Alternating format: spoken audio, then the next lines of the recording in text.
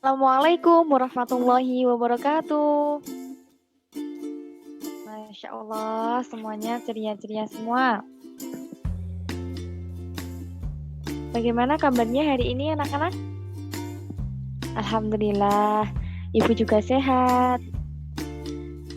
Oke, sebelum kita mulai pelajarannya, kita rapikan dulu ya tempat duduknya. Cari tempat yang paling nyaman buat kita belajar SKI hari ini. Oke?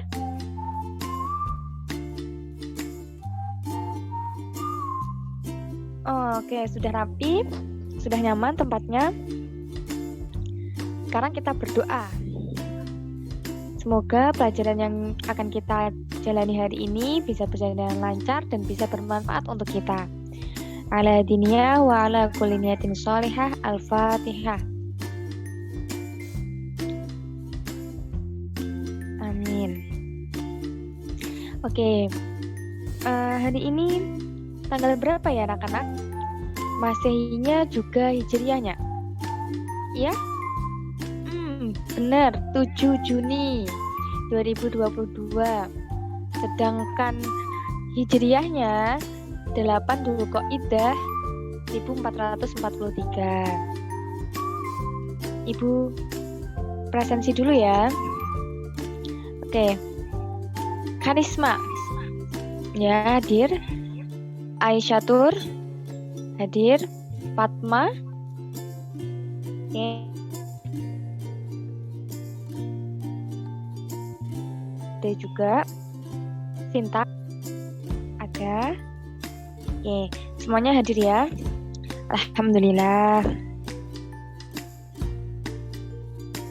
Oke, anak-anak, ini kita akan mempelajari sejarah kebudayaan Islam lagi. Kita melanjutkan perjalanan sejarah kita di minggu lalu. Kalau yang lalu kita sudah belajar bagaimana sih Daulah Abbasiyah itu bisa terbentuk. Saat ini sekarang kita akan belajar apa aja keberhasilan kesuksesan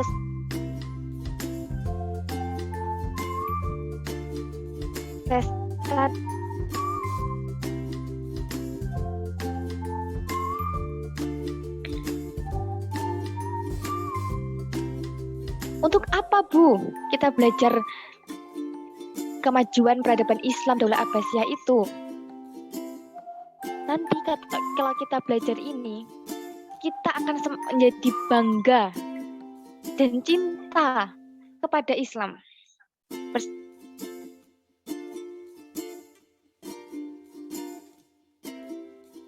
Percaya enggak? Oke, kita buktikan ya. Oke, sebentar Ibu share screen dulu. Oke. Kita hari ini belajar tentang kemajuan peradaban dan kebudayaan Islam pada masa Daulah Abbasiyah.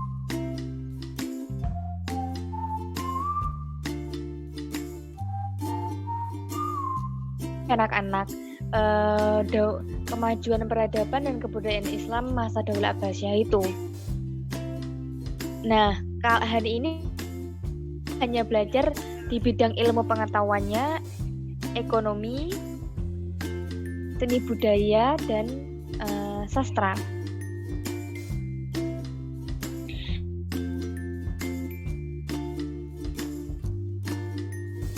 Minggu selanjutnya, oke, pertemuan selanjutnya.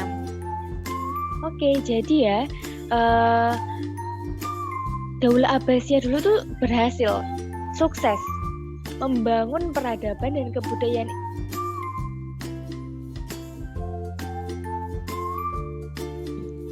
dan banyak sekali bukti-buktinya anak-anak bahwa ternyata Daulah Abbasiyah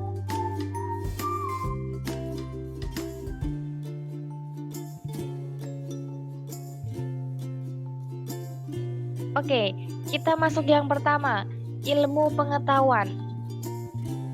Nah, ini anak-anak, nama beliau adalah Khalifah Abu Ja'far al-Mansur.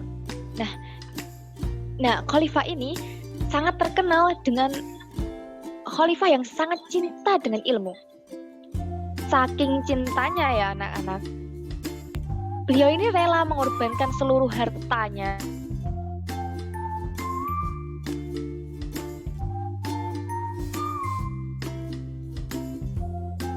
keren nggak tuh beliau? Kalau kita ya sekarang ini pasti kalau mau beli buku ya contohnya, pasti lihat dulu harganya ya kan? Akhirnya nggak jadi beli. Kalau Khalifah Ja'far al-Mansur ini nggak mikir. Pokoknya semua uangnya, semua hartanya dikeluarkan untuk mengembangkan ilmu pengetahuan itu. Karena saking cintanya beliau pada ilmu pengetahuan. Oke, kita masuk di sini. Nah, Khalifah Abu Ja'far al-Mansur ini terkenal sangat serius mengembangkan ilmu pengetahuannya untuk apa? Kemaslahatan umat manusia. Di zaman Khalifah Abu Ja'far al-Mansur juga terjadi kerjasama yang bagus antara ilmuwan dan pemerintahan. Nah, dengan hal itu menghasilkan para ilmuwan, banyak sekali ilmuwan-ilmuwan muslim yang terkenal dan karyanya itu masih kita nikmati sampai saat ini anak-anak. Nah, di bidang apa aja? Banyak. Kedokteran, filsafat, kimia, botani, astronomi, matematika, dan lain-lain. Nah, kenapa sih Bu bisa sukses ilmu pengetahuannya di Daulah Abbasiyah ini? Nah, di sini ada beberapa faktor.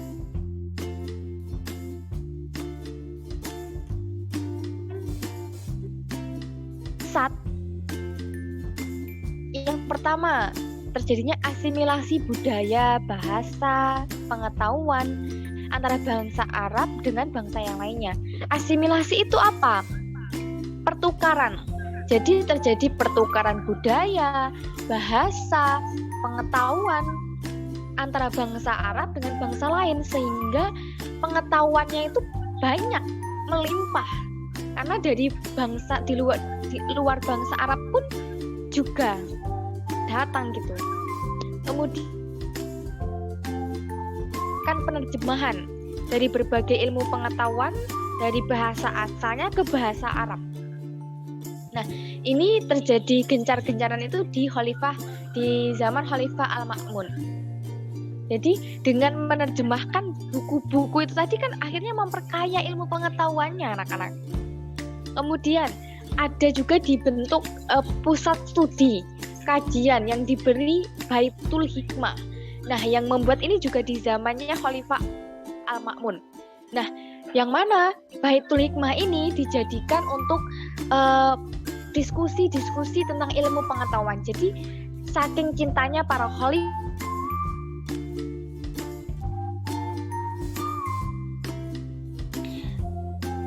sampai-sampai mereka itu memberi ruang khusus, memberi tempat khusus bagi para ilmuwan untuk membicarakan tentang ilmu pengetahuan. Saking cintanya, jadi bukan cuma Abu Ja'far al-Mansur saja anak-anak, banyak khalifah di Daulah Abbasiyah ini yang juga mencintai ilmu. Tetapi yang memulai itu adalah Abu Ja'far al-Mansur. Ada juga dibentuk Majelis Munadharah pada masa Daulah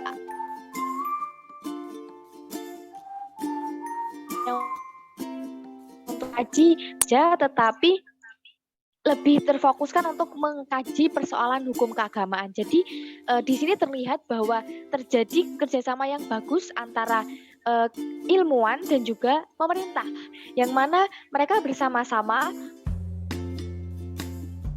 hukum keagamaan untuk menyelesaikan permasalahan yang ada di Daulah Abbasiyah ketika itu.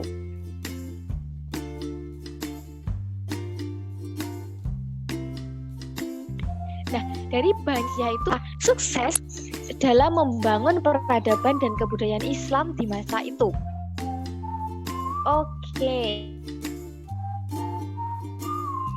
Bentar ya. selanjutnya kita ke bukti tokoh-tokohnya. Nah, karena beberapa faktor tadi, banyak sekali ilmuwan-ilmuwan Islam yang dihasilkan ketika ketika Daulah Abbasiyah ini. Banyak sekali masih kita nikmati karyanya sampai sekarang. Siapa aja, Bu? Oke, kita lihat ya. Ada Bab Al-Khawarizmi, Bapak Al-Jabar, penemu nol. Nah, ini biasanya di buku matematika ada ini wajahnya beliau. Beliau ini Islam. Aduh, banyak sekali ternyata ya ilmuwan-ilmuwan itu yang ternyata beragama Islam dan berasal dari Daulah Abbasiyah. Keren nggak tuh? Kemudian ada Ibnu Sina, Bapak Dokter Islam. Weh, ini juga Islam. Kemudian Ibnu Khaldun, Bapak Sosiologi dan Ekonomi. Masih banyak lagi, ada Al-Ghazali, ada Ibnu Rushd. Banyak sekali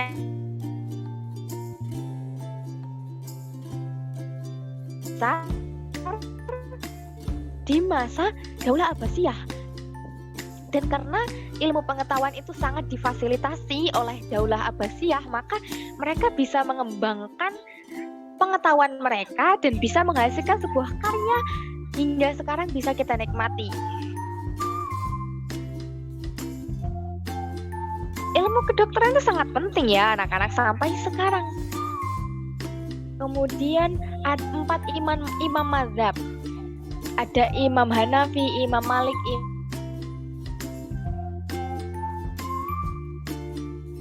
Syafi'i, Imam Hambal.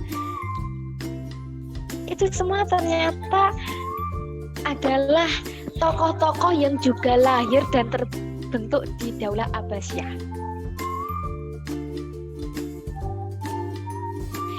Yang kita tahu karya beliau, hasil pemikiran beliau masih kita gunakan.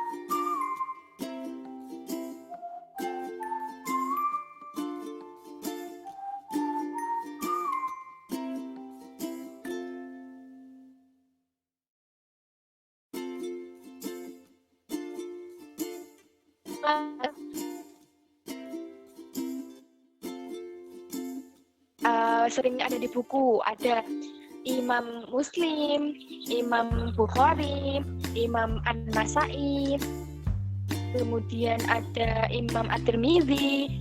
Nah, itu semua merupakan para ilmu dan berkembang pada masa Daulah Abbasiyah ini. Masya Allah, jadi banyak sekali anak-anak. Jadi tidak menghalangi. Dulu itu belum semaju sekarang. Belum ada handphone, belum ada televisi, belum ada komputer, belum ada internet. Tapi mereka bisa menjadi sukses. Mereka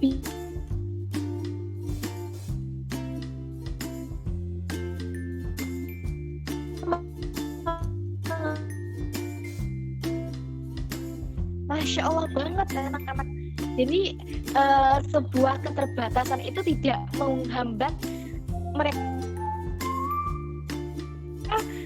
semakin semangat untuk mengembangkan. Jadi kita yang hidup di zaman yang serba mudah ini, ya jangan kalah sama beliau-beliau itu.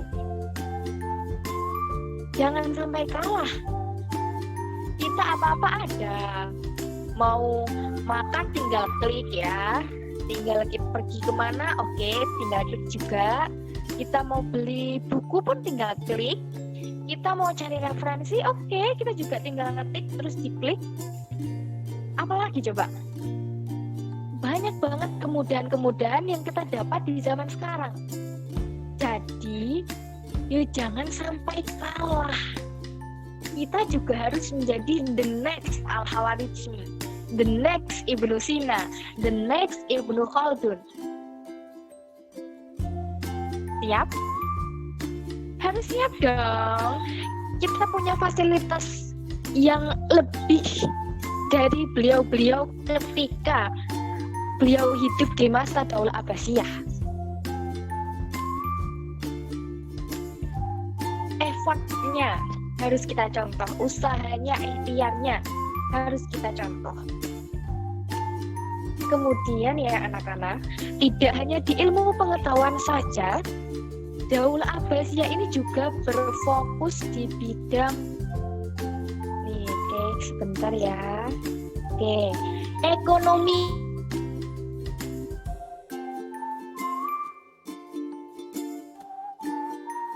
bidang ada perdagangan, perindustrian, pertanian, semua berusaha untuk dikembangkan semaksimal mungkin oleh Daulah Abbasiyah. Terbukti ya anak-anak, di masa Daulah Abbasiyah ini ekonominya semakin maju. Iya, di sektor perdagangan dijalin hubungan luar negeri yang bagus. Kemudian ada kota Basrah menjadi pelabuhan penting sebagai tempat transit antara timur dan barat. Nah, dengan ini adanya pelabuhan yang dijadikan transit ini, akhirnya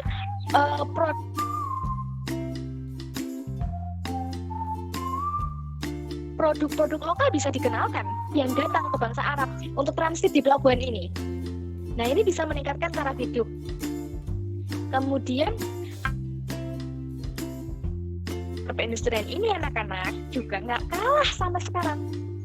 Dulu itu sudah ada pusat industri gelas dan sabun di Basrah.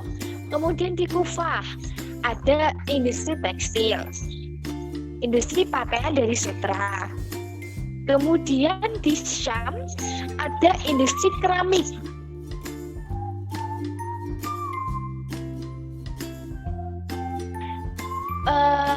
Nggak kalah sama zaman sekarang ya. Zaman Daulah Abbasiyah itu juga sudah ada sabun, gelas, keramik. Nggak kaleng-kaleng tuh Daulah Abbasiyah, nggak kaleng-kaleng. Islam itu keren, Daulah Abbasiyah keren. Nah, ini gambar-gambarnya ini kain sutra ya, jadi ini cuma ilustrasi saja ya anak-anak. Kemudian dari sabun, sebentar ya. Oke, nih sabun ya, sabunnya nggak seperti ini ya anak-anak ya, ini cuma ilustrasi saja, tapi sudah ada, jadi nggak menghambat ya. Dulu itu belum ada mesin.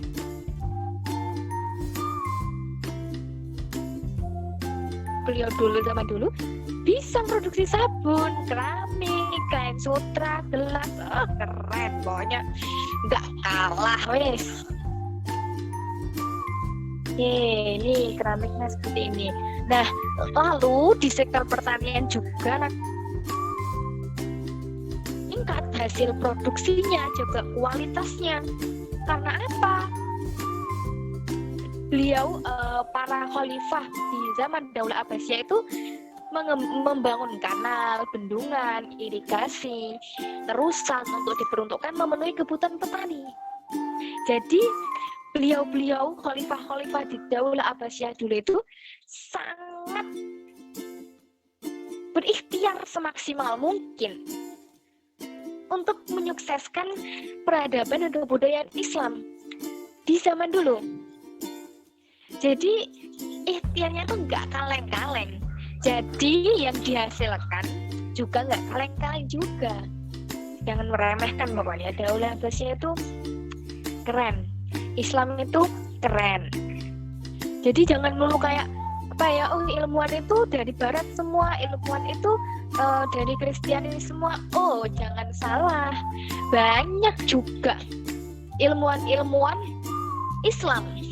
Banyak juga, bahkan banyak yang awalnya itu merupakan pemikiran ilmuwan Islam yang kemudian dikembangkan oleh ilmuwan non-Islam. Banyak anak-anak. Oke, selanjutnya kita ke seni budaya dan sastra. Nah, di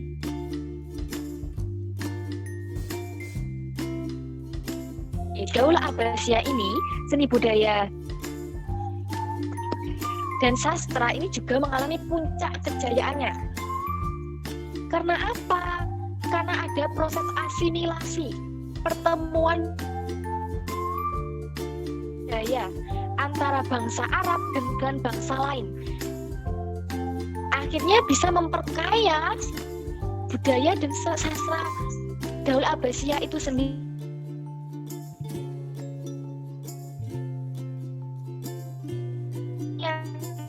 Buku tadi, jadi penerjemahan buku tadi itu juga tidak hanya berdampak pada peningkatan ilmu pengetahuan, tetapi juga berdampak pada peningkatan dalam seni budaya dan sastra. Oke, kita lihat ya, seni budaya apa sih? Nah, contohnya ini. Bukti nyatanya ada di seni arsitektur dan juga seni tata kota. Nah, di seni arsitektur, ini adalah peninggalan-peninggalan pada masa Daulah Abbasiyah dulu anak-anak. Ada Masjid Ibnu Tulun, ada Masjid Samarra, ada bekas istananya Daulah Abbasiyah. Nah, coba deh siapa yang bisa mendesain seperti ini. Keren. Jadi nggak kalah Daulah Abbasiyah itu dulu. Keren kok. Nih, seni tata kotanya juga seperti ini. Bagus banget. Ini ada kota Baghdad anak-anak. Jadi, kota Baghdad itu berbentuk lingkaran seperti ini. Dan di tengahnya itu ada masjid emas.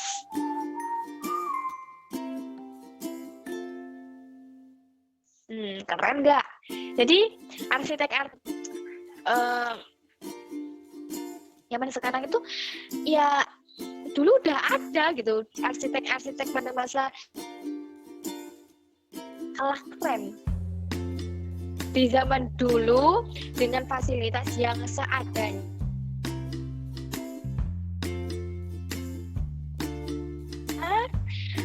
dengan teknologi yang bisa menghasilkan seperti ini anak-anak, arsitektur yang mewah, megah, elegan, keren, bagus. Kota Baghdad bentuknya seperti ini kan sudah seni tata kota ya. Keren banget. Jadi nggak hanya orang-orang yang zaman sekarang ya, dari seni tata kota, sejak dulu itu ada. Bagus hasilnya juga. Oke, kita lihat di bidang sastranya. Nah,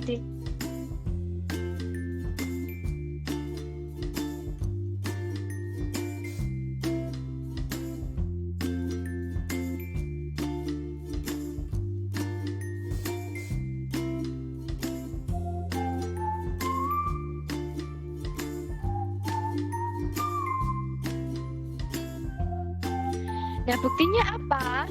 Sastra itu mengalami puncak kejayaan. Ini ada beberapa penyair dan sastrawan terkenal, anak-anak. Bisa dibaca sendiri. Ada Abu Atiyah, Abu Nawas, Abu Tamam, Abu Turi, Al-Muntanabi. Nah, yang terkenal ini yang paling kita sering dengar Abu Nawas ya. Cerita Abu Nawas. Abu Nawas itu orang Islam hasil dari Daulah Abbasiyah. Kemudian ada cerita terkenal banget ini dari Daulah Abbasiyah. Apa itu? Cerita tentang 1001 malam, Alfu Lailah wa Lailah. Ini ternyata juga produk dari Daulah Abbasiyah, anak-anak.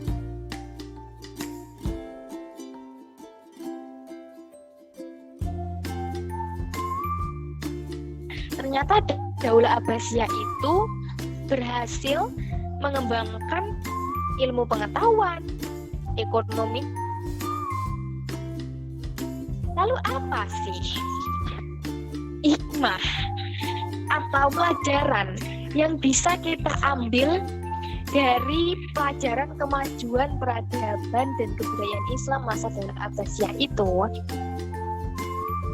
Hayo, apa sih? Kita lihat, oke, apa yang dapat kita ambil?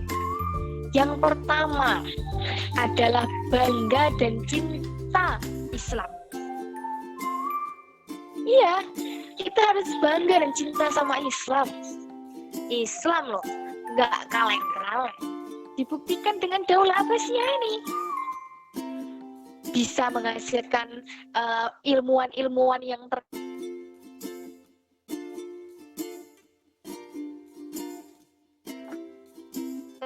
kita gunakan sampai sekarang. Jadi, tumbuhkan I'm a Muslim or Muslimah and I'm proud of it. Nah, jangan menganggap rendah Islam. Islam itu tidak menghambat kemajuan kita, melainkan mendukung kemajuan kita, memfasilitasi kemajuan kita.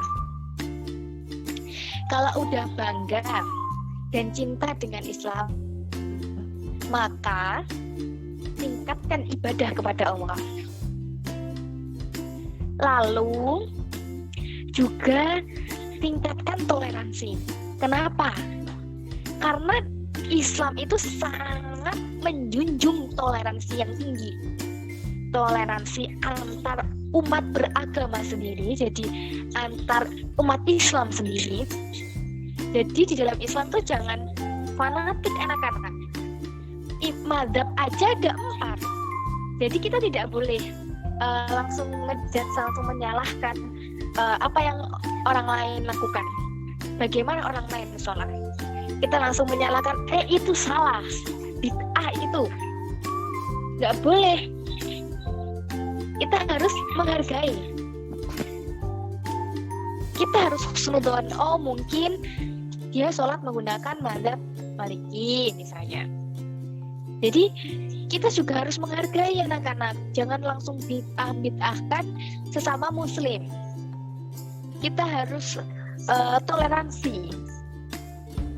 Kemudian kita juga harus toleransi antar umat beragama, jelas.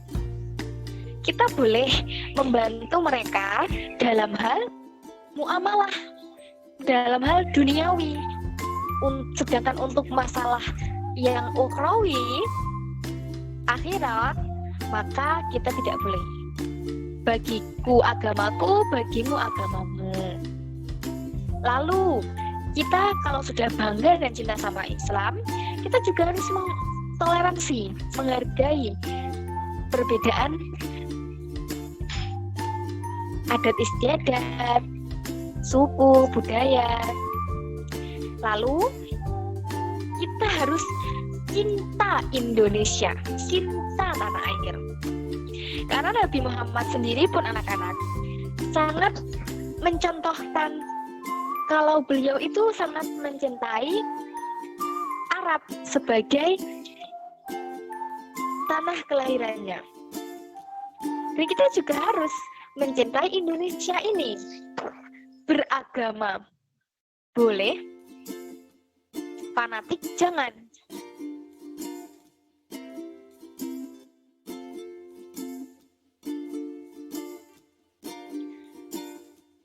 Lalu yang kedua adalah semangat. Semangat untuk apa, Bu? Semangat untuk ibadah. Semangat untuk berbakti kepada orang tua. Semangat untuk belajar. Untuk apa? Untuk mencapai cita-cita kesuksesan di duniawi maupun di ukhrawi. Kalau mau hasil yang gak kaleng-kaleng, maka harus berusaha yang gak kaleng-kaleng juga anak-anak. Harus itu dibuktikan dengan Daulah Abbasiyah anak-anak. Teknologi belum ada, fasilitas ya seadanya pada masa itu, tapi mereka bisa sukses mengembangkan peradaban dan kebudayaan Islam. Jangan kalah, kita harus yakin kalau kita mau berusaha, usaha secara lahiriah dan juga batiniah dengan berdoa, dengan beribadah, maka akan menghasilkan sesuatu yang maksimal juga. Begitu anak-anak, Masya Allah. Sudah bangga belum sama Islam? Sudah cinta belum sama Islam? Sama Daulah Abbasiyah? Masya Allah. Harus cinta, harus bangga kita sebagai Islam itu, jangan mau direndahkan. Oh, Islam ya? Ya kenapa aku Islam? I'm proud of it. Oke? Oke. Alhamdulillah selesai ya. Oke. Ibu beri tugas ya anak-anak. nanti dikerjakan buku paketnya halaman 10 sampai 15 biar untuk mereview hasil dari pelajaran kita hari ini, dan minggu depan kita lanjut penjelajahan kita tentang kemajuan peradaban dan kebudayaan Islam di bidang politik dan militer. Pastinya nggak kalah seru. Kita buktikan ya, Daulah Abbasiyah itu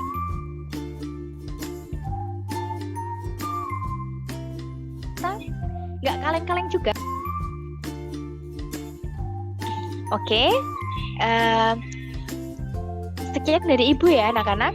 Kita akhiri berdoa. Semoga apa yang kita pelajari hari ini bisa bermanfaat untuk kita semua ya anak-anak. Bisa mengambil ibrohnya, bisa mengambil nilainya, bisa kita ambil semangat juangnya, semangat belajarnya, semangat ibadahnya para khalifah pada masa Daulah Abbasiyah ya anak-anak ya. Dan Ibu tunggu the next